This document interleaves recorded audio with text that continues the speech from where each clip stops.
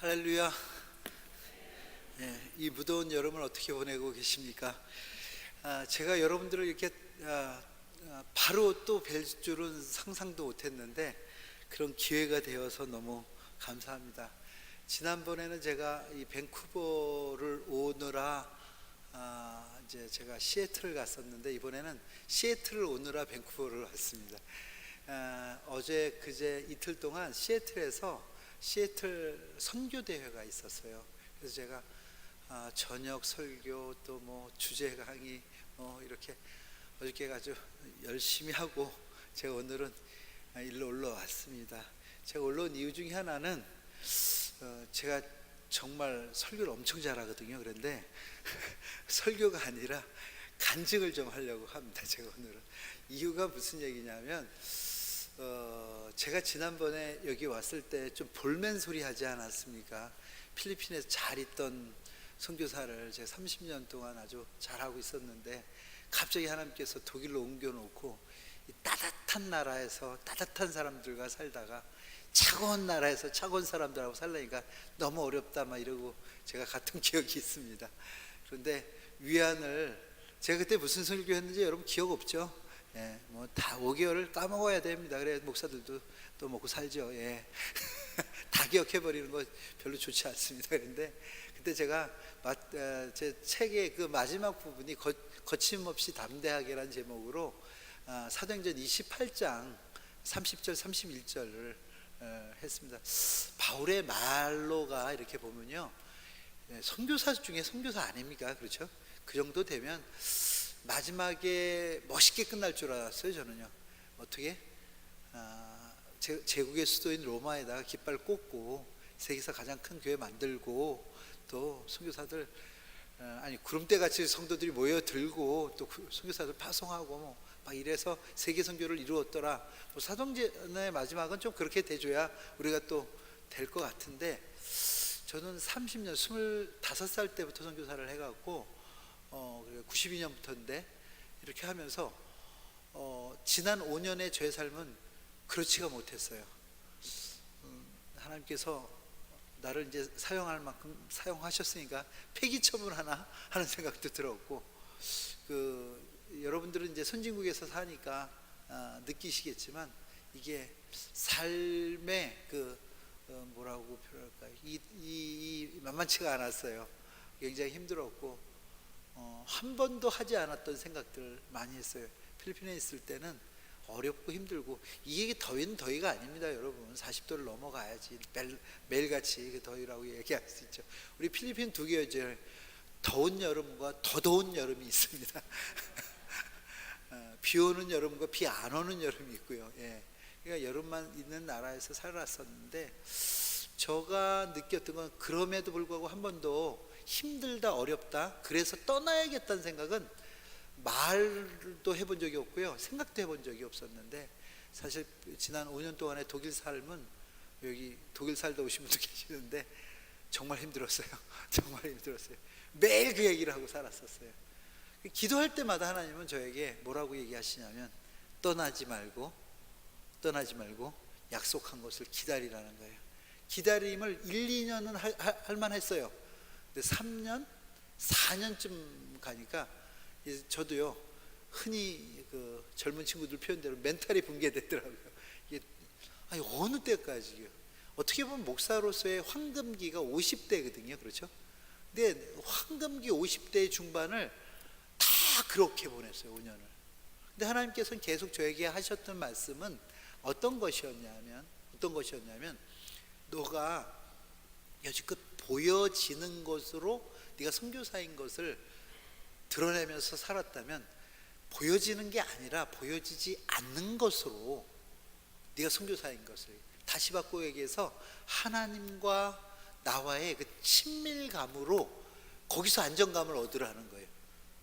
되어지는 건 없어도. 그렇죠. 그런데 어떻게 보면 그게 진짜잖아요. 그게. 그런데 오히려 이 부분에 제가 너무 약해 있었던 근육들을 다시 한번 이렇게 회복하는 기회였어요. 그런데요, 제가 여기 최 목사님과 삼성교회 성도님들에게 참 감사하는 게, 여기 제가 지난 3월에 왔다 갈 때 그때 이렇게 불러주셔서 너무 고마웠어요. 그런데 그때 이렇게 왔다 가면서 제가 지난 30년 동안에 경험하지 못했던 지난 5개월 동안의 삶이 그 하나님의 임재와 역사 속에, 역동적인 역사 속에 제가 경험할 수 있어서 너무 감사했어요. 지난번에 왔을 때 제가 여기를 온다 하니 그 저희 미주사업본부가 시애틀에 있거든요. 그런데 시애틀에서 그래도 여기까지 왔는데 와야 되지 않겠냐고 차까지 보내주시고, 그래서 제가 그때 이제 내려가는데 이 워싱턴 주에, 미국 워싱턴 주에 선교단체들이 굉장히 많습니다. 그 선교단체 연합회에 수련회 강사로 저를 이렇게 불러주셨어요. 그래서 가서 똑같은 얘기했어요. 여기서 볼멘 얘기. 너무 힘들다, 나 못 살겠다. 어떻게 이렇게 5년 동안도 떠나지 말라고 그랬는데 변함이 없다, 너무 힘들다, 이런 얘기를 했는데 어떤 분들이, 몇몇 분들이 저한테 오시더니 제가 오로지 한 가지, 독일에서 왔다는 이유 하나만으로 저에게 뭐라 그래요? 선교사님, 통일 사역 하셔야 됩니다. 북한 사역 해야 됩니다. 제가 지난번에 여기 와서 그런 얘기 한 적 없잖아요. 그러는 거예요. 그래서 제가요? 갑자기? 저 그쪽에 일을 해본 적도 없고 경험치가 전혀 없습니다. 상상도 해보지도 않았던 일들이. 근데 그러면서 제가 미국에서 한 일주일 있다가 이제 한국으로 돌아가는데, 제가 일주일 묵었던 집에 우리 목사님이신데, 80 먹은 목사님이신데 저에게 얼마나 갖고 갈 수 있냐, 돈을. 그래서 내가 이거 법이 정한 게 있는데 그랬더니 지금 자기가 캐시로 만들 수 있는 게 한 5,000불 정도라고 하면서 5,000불을 제 손에 쥐어주면서 꼭 가서 통일센터라고 저한테 돈까지 쥐어주시는 거예요. 그래서 내가 이건 갑자기 뭐지?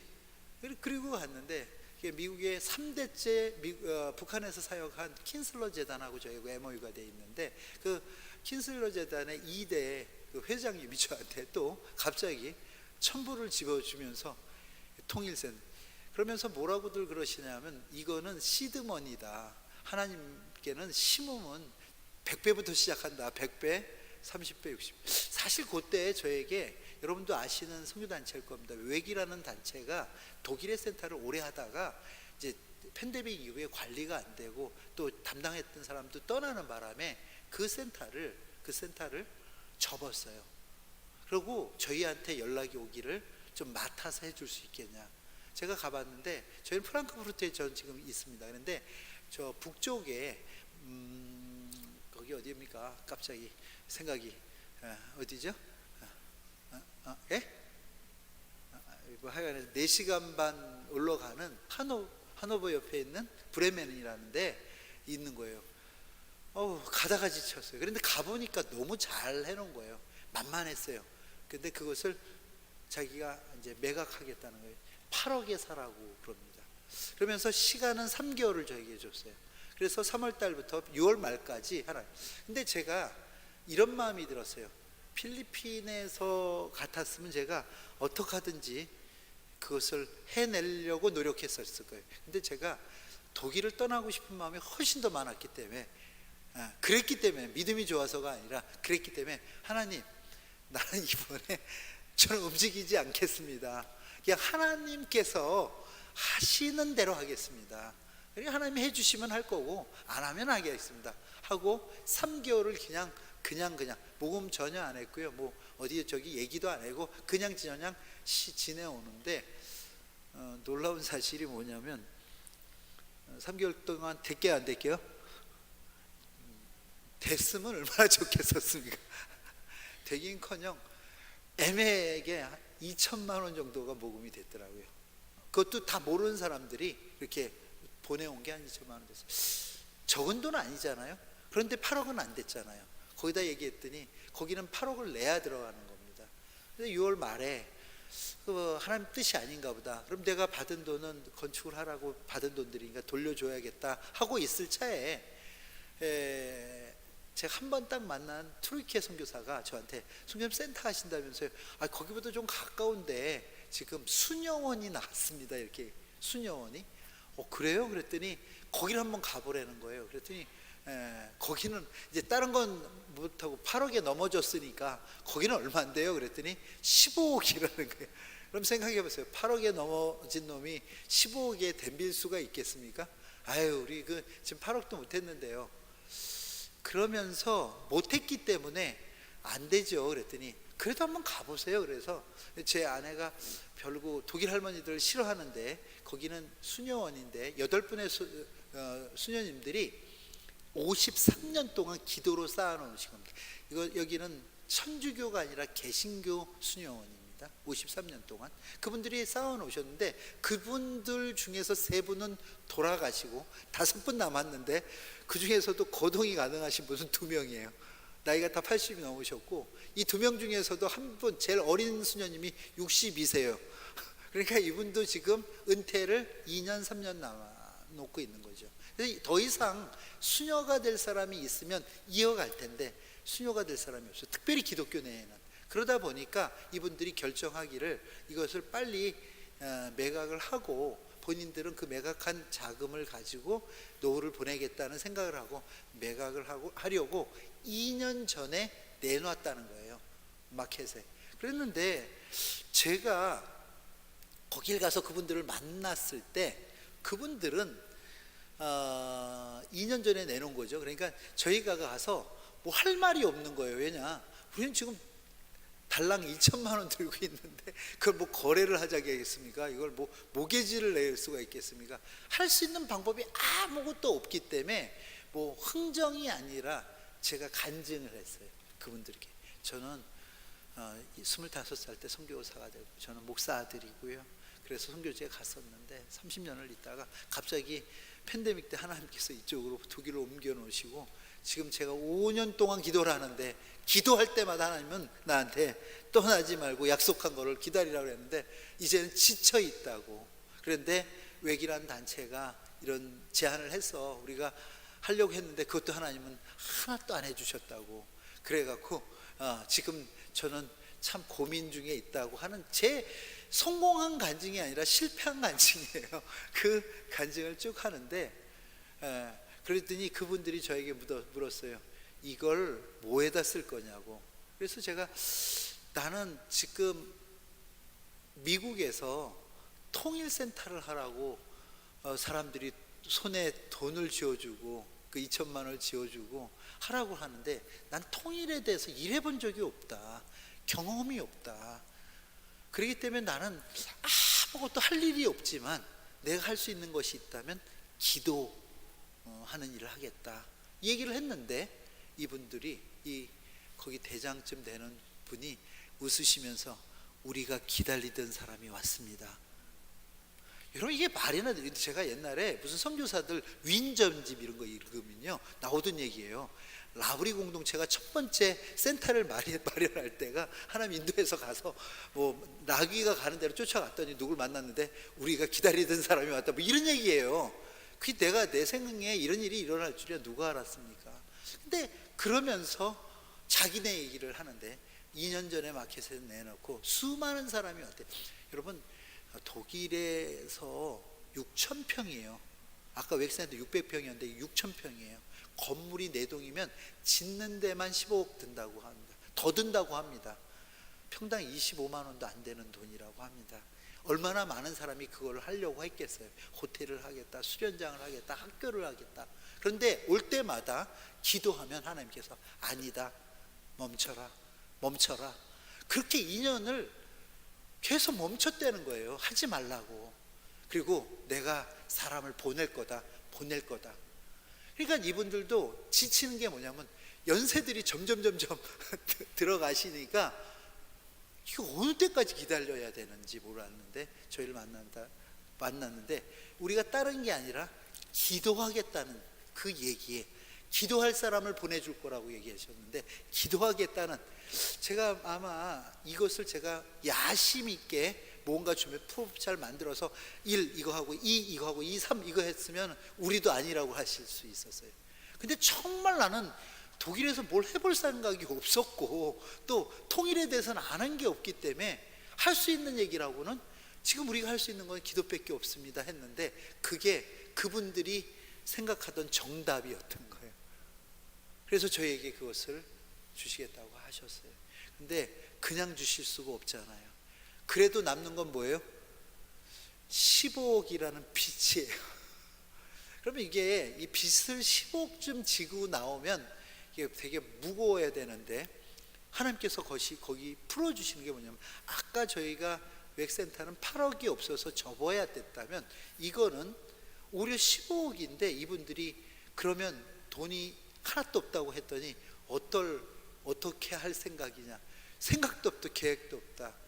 그러면서 저희가 한 2년 정도 시간을 주면 우리가 한번 모금을 해보겠다 하는 얘기를 해봤습니다. 그랬더니 그쪽에서 그러면 2년 동안은 월세로 하는데, 여러분 이런 계약이 있습니까? 저는 듣보잡이었습니다. 뭐였냐면, 저희가 한 달에 한 1,000만 원씩을 세를 내야 돼요. 그런데 그 1,000만 원씩 내는 세, 약 2억 정도가 되죠. 2억 4천 정도가 되는데, 그 세는 우리가 내야 될 그 건물 구입의 원금에서 제해 주겠대요. 그러면 내가 지금 세를 내도 세가 아니죠. 2년 동안은. 그런 생각이 들어가고, 그런 얘기를 저에게 제안을 하셨습니다. 무슨 얘기냐, 아까 8억짜리는 내 손에 8억이 없으면 못하지만, 이것은 손에 돈이 없어도 일단은 새로 시작은 할 수 있잖아요. 그래서 길을 열어주시더라고요. 그런데 그렇다고 15억이 15원이 되는 건 아니잖아요. 이거는 우리가 어떻게 마련해요? 그래서 속으로 이런 희망을 가졌어요. 2천만 원 있으니까 2달은 버텨볼 수 있겠다. 그리고 저는 이제 한국에 왔습니다. 저희 단체에서 하는 포럼이 그 대만에 있었는데, 아까 일부 예배에 오셨던 그분들이 걱정이 되는 거예요. 신성교사 또 일을 벌렸는데 이걸 우리 이사님들이시니까 이걸 어떻게 하더니 한 분이 이렇게 했어요. 1억씩 하는 사람이 한 15명 되면 되지 않겠느냐고. 2년 동안에 약정해 주는 사람.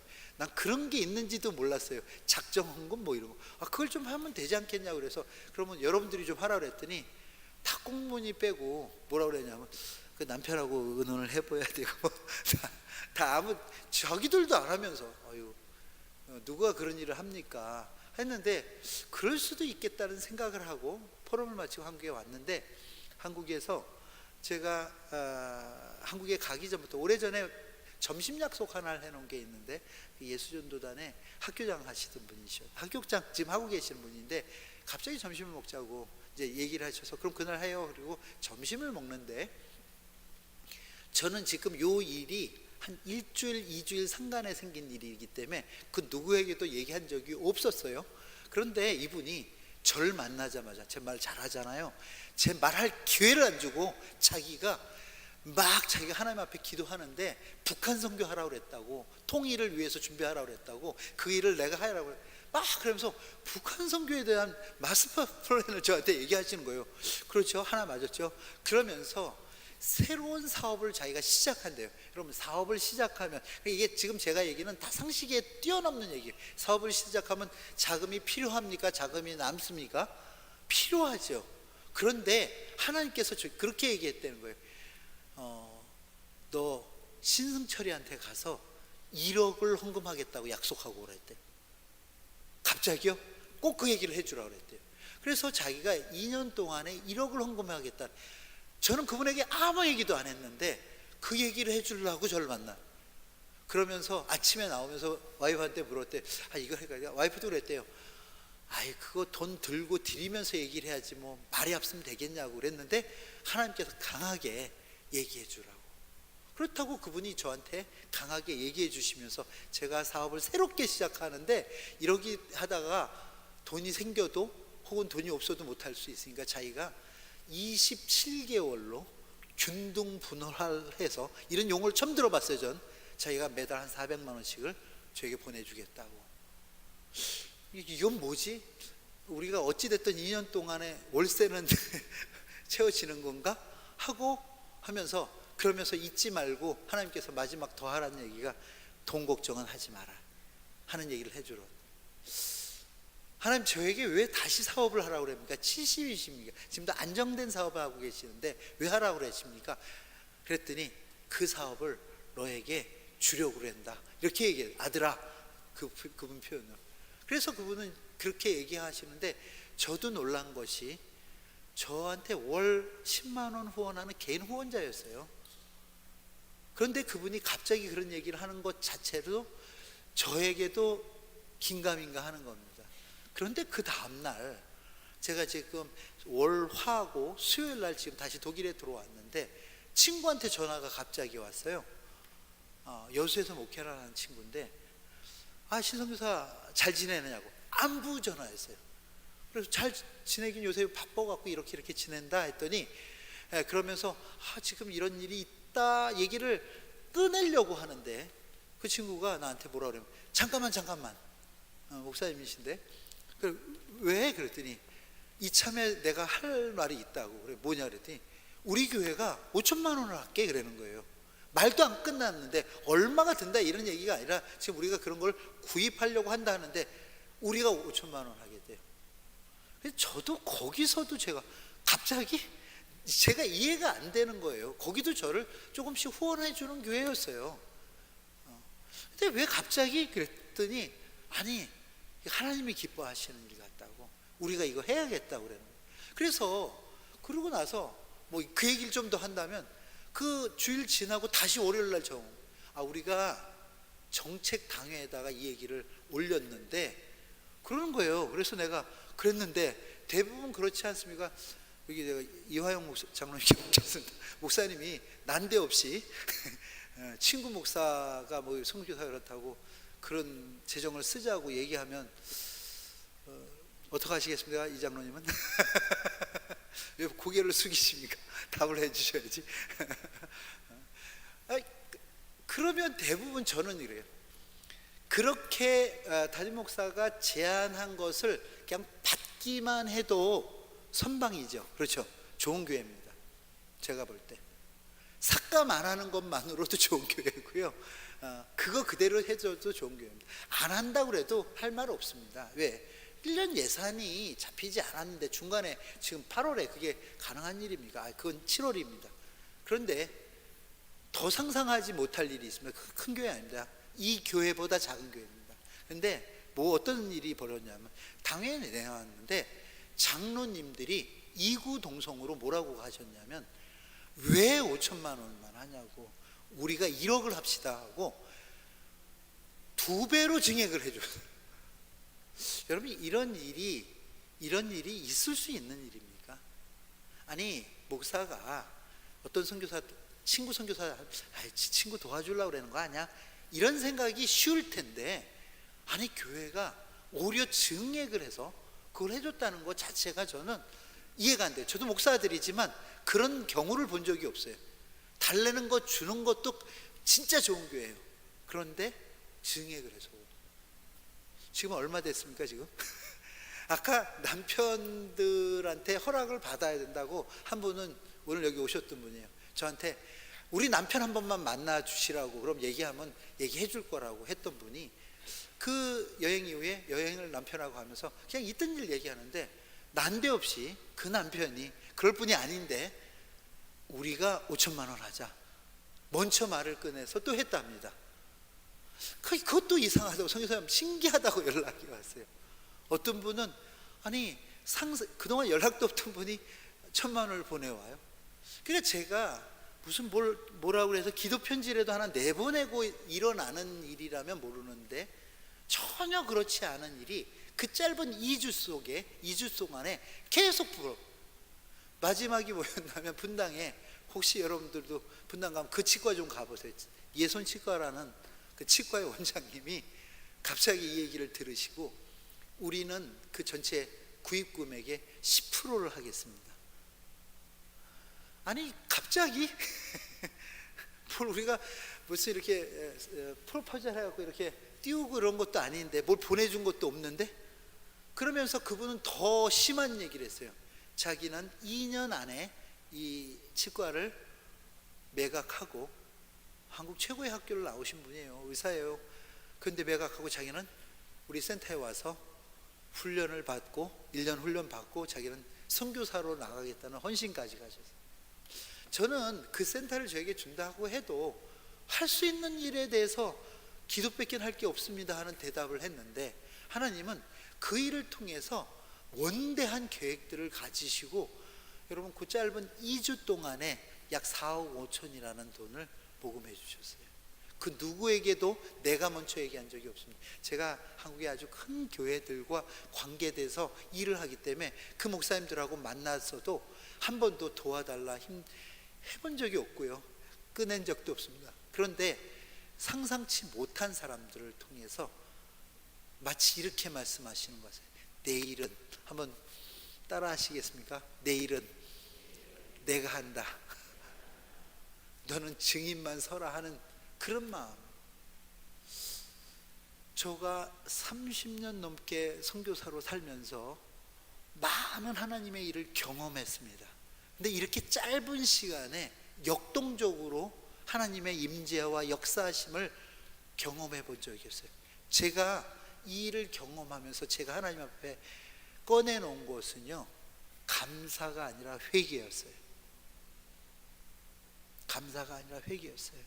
어떤 회개였나 하면, 내가 30년 선교사 했다고 내 선교 경험치에다가 하나님을 가둬 놨었어요.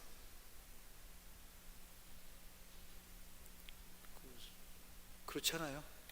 잘했다니까 제가요. 가둬 놨어요. 상식에다가 공부 좀 했다고, 책 좀 읽었다고 내 상식에 하나님을 가둬 놨어요. 내가 믿는 하나님은 내 상식보다 뛰어난 하나님이세요.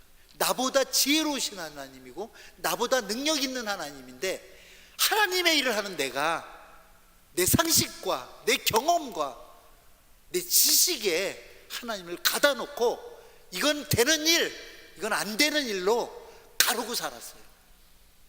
그게 무슨 선교사예요? 그게 무슨 목사예요? 그게 무슨 크리스찬이에요? 여러분이 상식 안에서 살라고 크리스찬 됐습니까? 상식을 뛰어넘는 하나님의 다스림과 통치함 가운데 사시려고, 아니 그렇게 살라고 우리를 부르신 거 아닙니까?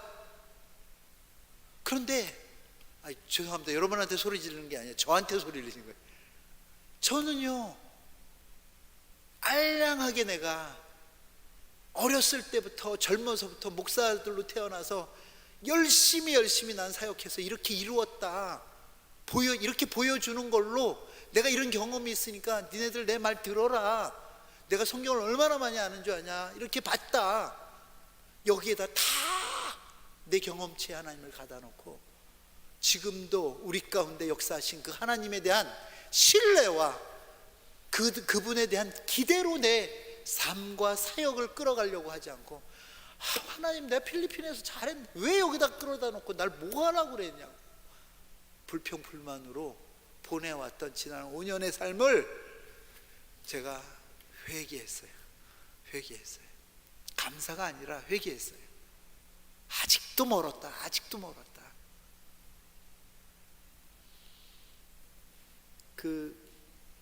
저는 요즘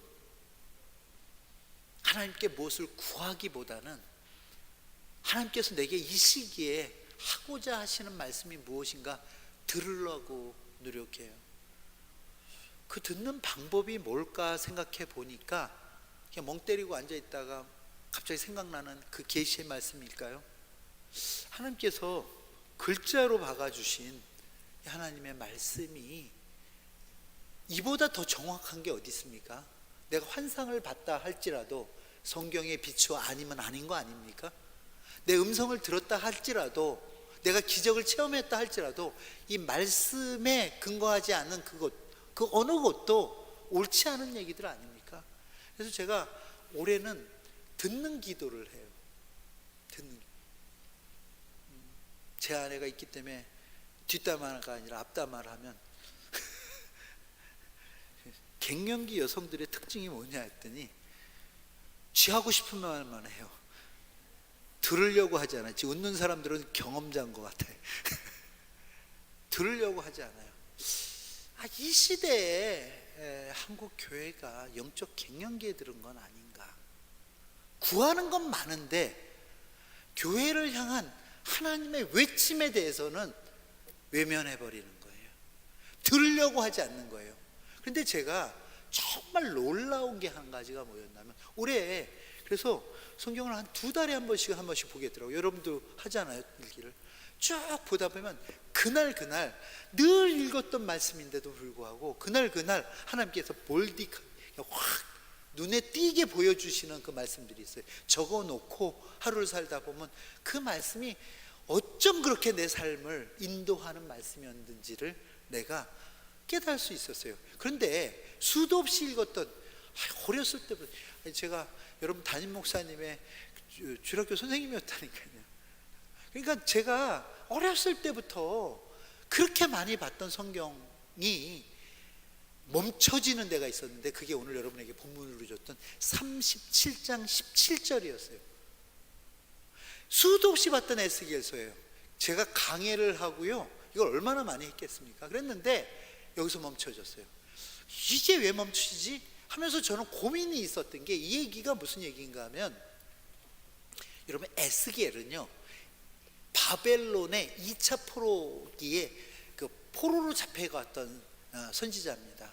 여러분 그때 이스라엘이 어떻게 망가지나 하면요, 바벨론이 서방 정책을 씁니다. 계속 서쪽으로 아시리아를 치고, 그리고 넘어올 때 여러분 유다가 줄을 잘못 서요. 어디로 서야 되냐면 바벨론에게 어떻게 했어야 되는데, 이것을 애굽으로 줄을 씁니다. 그래서 애굽이 이걸 막겠다고 했는데, 이 애굽이 바벨론에게 대패를 합니다. 그러면서 포로가 돼서 끌려가는. 그러니까 이 얘기는 무슨 얘기냐면, 이스라엘은 지금 나라가 완전히 바벨론 포로가 돼서 국민들은 포로가 끌려가고 나라는 완전히 망해 있는 그런 상황. 예루살렘이 이방인들의 구둣발에 그 성전이 회파될 뿐만 아니라 그 쓰던 제기들까지 다 뺏겨가는 이런 참혹한, 여러분 이 예루살렘이 그렇게 폭망했다는 얘기는요, 단순히 그 얘기가 거기서 끝이 아니라 그들이 그동안 드렸던 예배를 더 이상 드릴 수 없었다는 얘기고요, 그들이 하나님 앞에 드렸던 그 제사와, 아니 예배는커녕 오히려 이스라엘 백성들에게는 하나님을 향한 원망이 생길 때예요. 하나님, 이게 말이 됩니까? 우리가 하나님을 섬겨 예배하는 민족인데 저 이방인들의 이렇게 짓밟혀도 되는 겁니다. 살아 계십니까? 하고 오히려 탄성을 부를 그 시기에 하나님께서 지금 에스겔에게 주시는 환상은 뭐냐면, 통일을 이룰 거래요. 이 통일이 나라가 있고 나서 통일이지, 지금 다 깨졌는데 무슨 통일입니까? 지금 여러분 이 37장의 그 본문의 내용은 북이스라엘과 남유다가 하나 될 것에 대해서 얘기하시는 거예요. 말도 안 되는 얘기 하지 마십시오. 그런데 이 일을 이루는 주체가 하나님이라고 얘기하시는 거예요. 하나님. 저는 이게 굉장히 저한테 큰 은혜였어요. 제가 일부 예배 때는 36장 26절을 갖고 설교했는데, 여러분 36장 24절에서 28절까지의 하나님의 말씀은 주어가 이스라엘아 니네들이 이렇게 하면 내가 이렇게 해줄게 하는 인과응보의 이야기가 아니라, 내가 할 거야, 내가 너희를 열방 많은 민족에서 인도해 낼 것이고 너희를 정결케 할 것이고, 너희 가운데 내가 새 마음 새 영을 부어서 내가 내 민족으로, 내가 하나님 되고 너희 내 백성 되는 걸 내가 할 거야 하는 구원의 얘기를 하시는가 하면, 37장 여러분이 잘 아시는 마른 뼈 환상에선 그 마른 뼈들이 뼈와 뼈가 맞춰지고 연합하여서 여러분 그 살이 붙고 거기 하나님의 생기와 말씀이 들어갈 때 그들이 하나님의 군대를 이루어 이 통일을 이루겠다는 말씀으로 연결돼요. 저는요 이 말씀을 멈춰섰을 때, 37장에 멈춰졌을 때는 뭔지 몰랐는데, 지난 한 달 동안에 되어져 가는 일을 통해서 하나님께서 어떻게 우리 민족을 통일하시고 어떻게 역사하실까를, 아니 우리에게 무언 과업을 주는 게 아니라 하나님 스스로 그 일들을 이루실 것이라는 확증을 이 말씀을 통해서 저는 받았습니다. 마른 뼈가 살아나 군대를 이룬 그들이 통일을 이룰 뿐만 아니라 하나님은 그들을 전삼겠다는 얘기를 저는 이 말씀 속에서 여러분 제가 여기 왔다 간 지 5개월밖에 안 되지만 그 짧은 시간 동안에 계속 제가 말씀 속에서 받았다 하는 것입니다. 여러분, 제가 오늘 이 말씀을 여러분에게 드리는 이유는 그렇습니다. 우리 연세 드신 분들은 알잖아요. 우리의 소원은 뭡니까? 통일이에요. 젊은이들은요, 통일 그렇게 절박하지 않습니다. 죄송하지만 저도 50대지만 우리도 어렸을 때 그런 교육을 많이 받았기 때문에 해야 된다는 건 알았지만 어떻게에 대해서는 답이 없었습니다. 혹시 우리가 그렇게 하는 것이 우리에게 어떤 피해가 올까에 대한 생각만 했죠. 그런데 저는 말씀으로 이번에 확신하는 것 하나는 이 통일을 이루는 주체가 우리가 아니라 하나님이신 것을 저는 믿습니다. 근데 저는요, 이번 선교대회를 하면서 얼마나 감사했던 게 뭐냐면, 내가 어떻게 보면 외면해 놓고 있던 그 통일 사역에 내가 함께 참여하는 그 일이 얼마나 감사한지. 오는 제가 라이드를 줬던 우리 북한에서 온 친구가 목사인데, DBU라는 그 바프티스트 유니버시티 어디죠? 달라스에 있는 목사예요. 제 친구 교수 제자더라고요. 그런데 이번에 하는데 그 친구가 나한테, 북한에서 온 친구인데 저한테 그런 얘기를 해요. 선교사님, 북한을 몰라도 너무 몰라. 근데 이 친구의 주제가 뭐냐는지 아세요? 선교사님, 거기서는 하나님이 일 안 하는 줄 아십니까? 지금 우리는 모르지만 그 친구의 생생한 증언에 따르면 하나님 그곳에서도 엄청나게 일하고 계시다는 거예요. 그 일하심에 대해서 저에게 오늘 확증으로 주셨어요. 그렇다면 이 일은 하나님이 나와 무관하게 이루실 일인데 내가 그 하나님의 일하심 가운데 있다는 것 자체가 난 축복이라는 생각을 했어요. 그것을 내가 감지하고 내 인생을 살아갈 수 있다는 것에 대해 감사했어요. 내가 무슨 일을 하느냐의 문제가 아니라. 그러면서 우리는 많은 일, 내가 하던 기도들을 되돌아보면서 늘 하나님이 어떻게 일하시는가, 하나님이 우리에게 뭐라고 말씀하시는가에는 별로 관심 없고 우리의 작은 머리로 생각하지 않아요. 짜내잖아요. 이건 정치적으로, 그건 상식에 맞지 않지, 그거는 우리가 여러 번 경험했지만, 이런 식으로 우리의 짧은 머리로 계산하고 짧은 혀로 내뱉어 가면서 하나님이 하시고자 하시는, 이 시기에 하고자 하는 일들을 우리가 방해하고 있지는 않았는지 나 자신을 다시 돌아봐서, 여러분들이 오늘 예배 나올 때 여러분들이 가지고 있는 그 기도의 제목들과 문제들이 여러분 상식 안에 갇혀 있다면 그게 끝입니다. 그런데 우리가 그것을 하나님 앞에 가져 나오는 것은 우리 상식보다, 우리 지혜보다 더 큰 이가 우리의 주인이기에, 우리의 하나님이고 아버지기에 우리는 그가 하실 일을 기대하면서 그 앞에 오늘도 나오시지 않았습니까? 여러분 상식의 가치는, 여러분 경험의 가치는 하나님이 아니라 여러분 상식과 경험과 지식을, 여러분의 능력을 뛰어넘는 그 하나님을 믿으시는 저와 여러분 되기를 주의 이름으로 축원합니다. 이게 우리가 이 시기에 하나님과 함께 동행하며 그의 일들을 이루어가는 우리 삶의 내용 아니겠습니까? 여러분, 세상의 모든 종교들은요, 제가 3부 때도 얘기하려고 했는데, 모든 종교를 하나님 앞에, 다시 죄송합니다, 신 앞에 인간들을 세워놓습니다. 두렵지요, 무섭지요. 그런데 우리 아버지 하나님은 그 앞에 우리를 세워놓는 게 아니라 그 안에 우리를 집어넣으시고, 아멘입니까?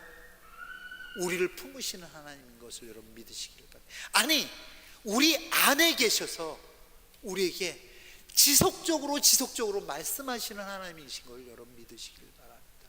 그 하나님께서 여러분들 가정과 여러분들의 사업장과 이 교회와 여러분의 행하는 모든 일 가운데 주인 되어질 때 우리는 아직 가지는 않았지만 이 땅 속에서도 그 하나님의 나라를 맛보고 그의 다스림과 통치함 속에서 경험하고 살아갈 줄 믿습니다. 여러분, 이게 우리가 세상과 다른 거죠. 이게 우리가 하나님의 자녀인 특권이죠.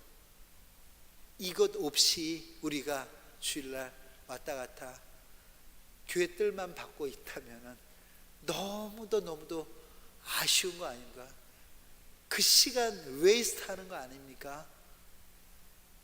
여러분, 바라기는 우리 하나님이 여러분 상식과 지식과 능력을 뛰어넘는 하나님이 내 아버지임을 믿고 그 아버지 안에 살아가시는, 아니 그 아버지 내 안에 계신 것을 믿고 그 아버지를 기대하며 살아가시는 저와 여러분 되길 주의 이름 축원합니다.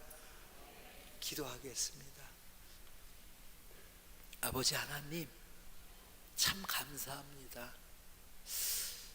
내가 많은 경험이 쌓이면 그 경험으로 일을 하려고 했습니다. 내 가운데 실력과 능력과 지식이 쌓이면 그것으로 일하려고 했습니다. 근데 돌아보건대 하나님은 우리의 경험보다도 우리가 갖고 있는 능력보다도 지식보다도 크신 분인 것을 믿습니다. 그 하나님에 대한 기대가 우리 삶 속에 날마다 넘쳐나게 하시고 주께서 주시는 하늘의 신령한 땅이 기름진 것들을 우리의 양식 삼아 살아가는 저희들 되게 하여 주시옵소서. 예수님 이름으로 기도합니다.